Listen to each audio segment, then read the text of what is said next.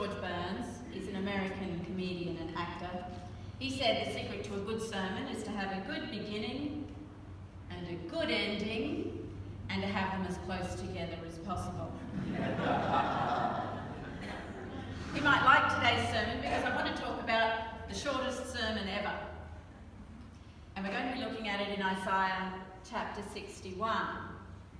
We looked at Isaiah a little while ago. You might remember we looked at Isaiah chapter 58. You might remember me showing you a picture of these little clay bullers, these seals, that they think one of them might have been the seal of the prophet Isaiah. And when we did that, we did the proper scholarly introduction where we looked at the author and the date and the context. So I'm just going to skim over those for you today. And if you want to look at them more closely, you can have a look at the earlier sermon.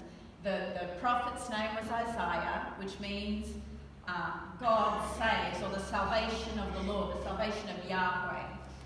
And if you go and study the book of Isaiah, you might find them talking about Isaiah and 2nd Isaiah and even 3rd Isaiah. They call them Deutero-Isaiah and Tritero-Isaiah because the scholars have talked about the idea that there was more than one person who wrote this book.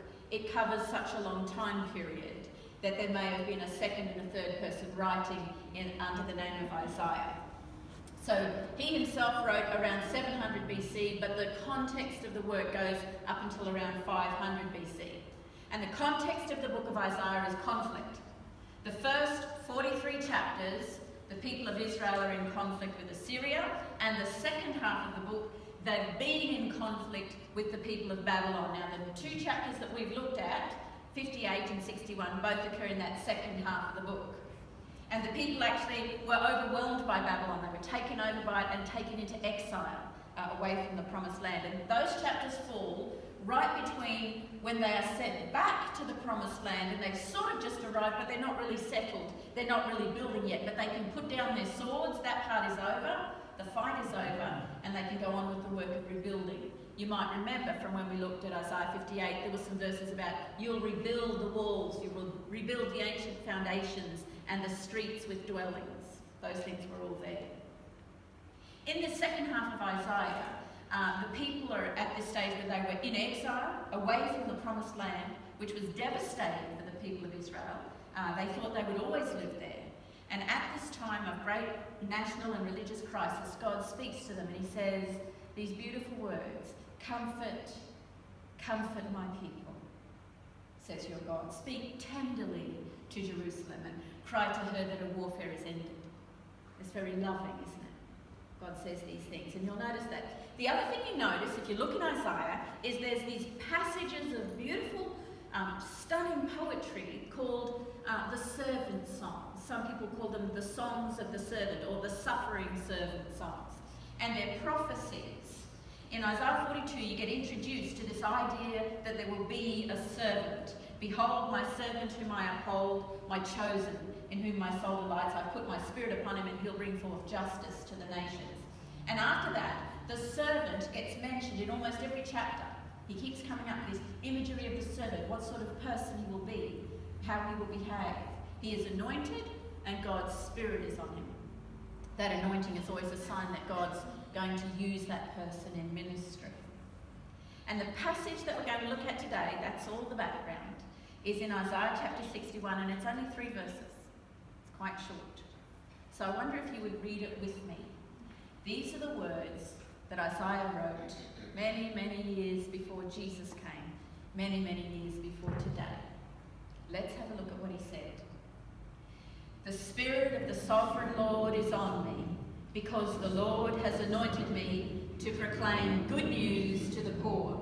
He has sent me to bind up the brokenhearted, to proclaim freedom for the captives and release from darkness for the prisoners, to proclaim the year of the Lord's favour and the day of vengeance of our God, to comfort all who mourn and provide for those who grieve in Zion, to bestow on them a crown of beauty instead of ashes, the oil of joy instead of mourning, and a garment of praise instead of a spirit of despair.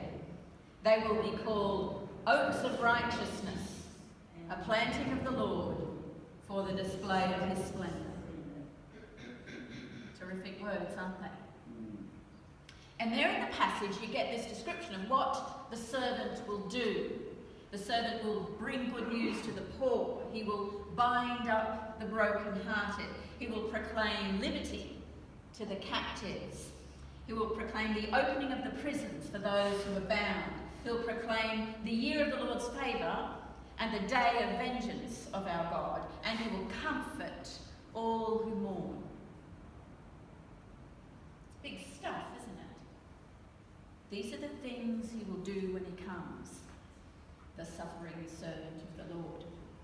And I want you to think now of 500 years after that. This verse comes into the reason it's famous 500 years after that. That's the reason an awful lot of people in this room feel very familiar with those words and that prophecy. That's why we know it so well. Because 500 years later, after those words were written, Jesus walks into his hometown on a Saturday. And he went to the synagogue. And there was already some buzz about him, some rumours. If you read about it in Luke 4, it says that just 2 verses before Jesus speaks. It says rumours had spread all around. The church was full. And they were all wondering what he was going to do.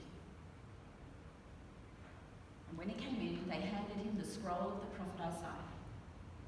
And he looked around until he found this place. And he read those verses. And then he sat down. And he could have heard a pin drop. And they were all looking at him and wondering what he would say. And then he looked at them and he said, "Today, this scripture is fulfilled in your hearing." Shocking.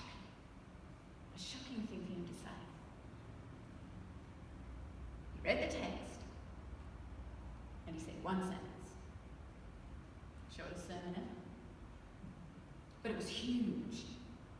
He identified himself as the suffering servant from the prophecy in Isaiah, and he launched his ministry. This is what he was going to be doing. And he read it, and then he went out and he did it.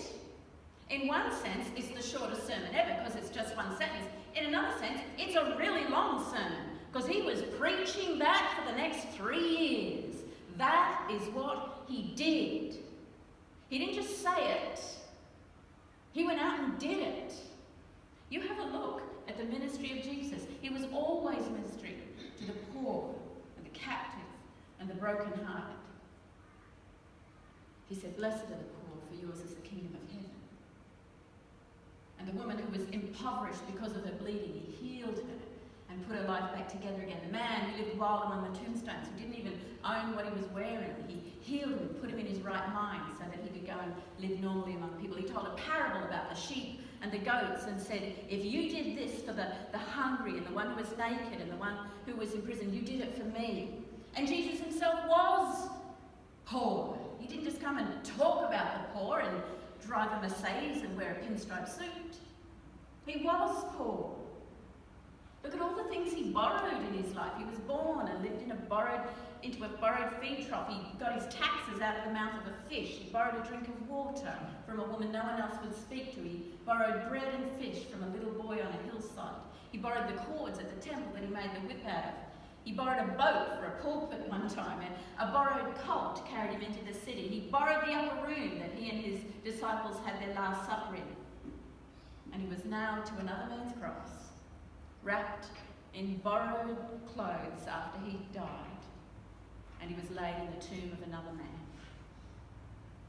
He was poor. And when he died, the only things he owned was his robe, and that was taken from him. He came to minister to the poor by living with them, by being poor himself. He ministered to captives. Mary Magdalene, from whom he cast out 7 demons. The demon-possessed man in the Gadarenes, he set him free. That man was chained with, they tried lots of different things to chain him up, and in the end they put links of chain on him, and he tore them apart and lived like a wild person, and Jesus set him free. There were lots of others who were possessed by demons that Jesus set free. And in his Sermon on the Mount, he talked about the blessedness of those who visit people who are in prison. And the brokenhearted.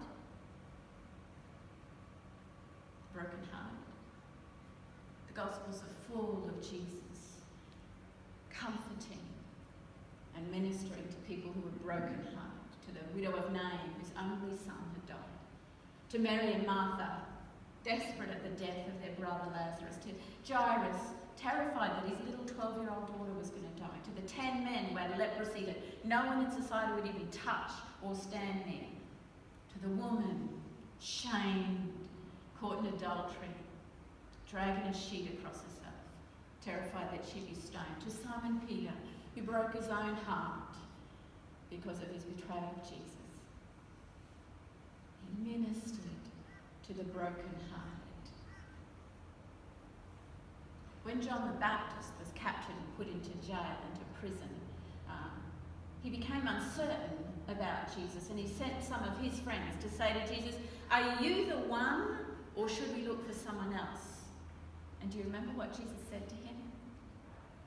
The words could have come straight out of Isaiah. He said, "You go back and you tell John what you hear and see. The blind receive sight, the lame walk, those who have leprosy are cleansed, the deaf hear, the dead are raised, and the good news is proclaimed to the poor." He was still preaching the same sermon he started that day in the synagogue. He was doing it. It's interesting to also think about what he didn't say that day in the synagogue. If you have a look at the passage, he stops in an odd spot. "The Spirit of the Sovereign Lord is on me, because the Lord has anointed me to proclaim good news to the poor. He sent me to bind up the brokenhearted, to proclaim freedom for the captives and release from darkness for the prisoners, to proclaim the year of the Lord's favour." And then he stopped. He didn't go on to the rest of that sentence that says, "and the day of vengeance of our God." Isn't that interesting? He stopped in the middle of a line. He stopped right in the middle of a sentence. Why would he have done that? Because he was launching his ministry as the suffering servant, and it was not yet the day of vengeance. This was announcing the year of the Lord's favour. So that's when he stopped. And you'll notice that in that part of the prophecy, there's two time frames. One is a year, and one is a day. We have the year of the Lord's favour and the day of the Lord's vengeance. Isn't that interesting? Several of the commentators I was looking at talk about this difference and say that God is represented as moving reluctantly toward the day of his vengeance, the end of all ages. He's not racing to it. He's moving slowly there. He shortens it, the New Testament tells us. He offers mercy. He wants to protect people in it because it's not going to be easy. There is a year of favour, but there is a day of vengeance, and it will come.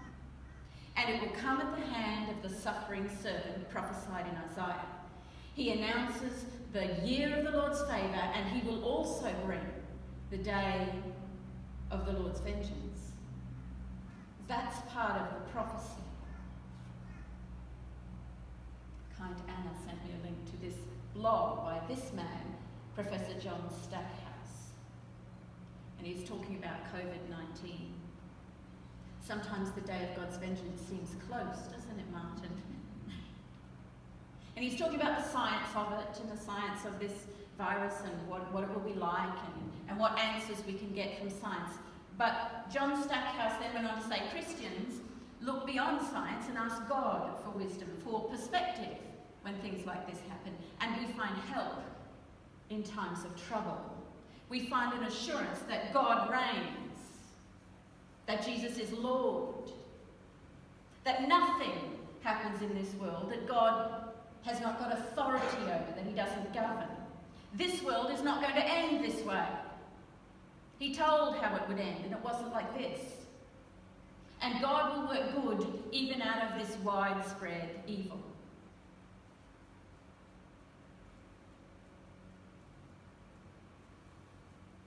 Is this world in a mess? It is. Will this sickness kill many people? Even some people of faith? maybe even some people that we love. It will. Has God lost control of this?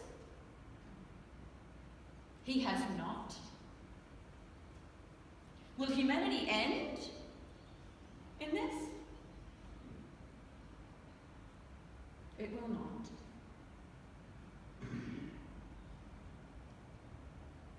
And in a fearful world, we cling to a stubborn joy. And we say, He's got this. And in a world at war, we seek the peace of Eden, of a relationship with God. And we say, He owns us all. And in the powerlessness of small people in the face of a tidal wave of big events, we believe that each tiny integrity makes a difference. And we say, He sees. And in the tumults that shape the natural world, the droughts and the hailstones and the flood and the fire, we have the hope of seasons. And we say, He makes all things new.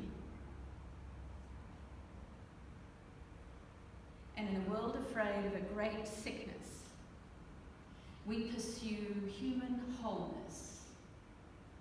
And we say, my hope is built on nothing less than Jesus' blood and righteousness. And He says to us what He said to the people of Israel back from exile in a terrible moment, trying to put themselves together. He says, comfort my people. And in the midst of disaster, you will be trees of righteousness, the planting of the Lord, for the display of His glory. And there is strong comfort in that. That is stern medicine.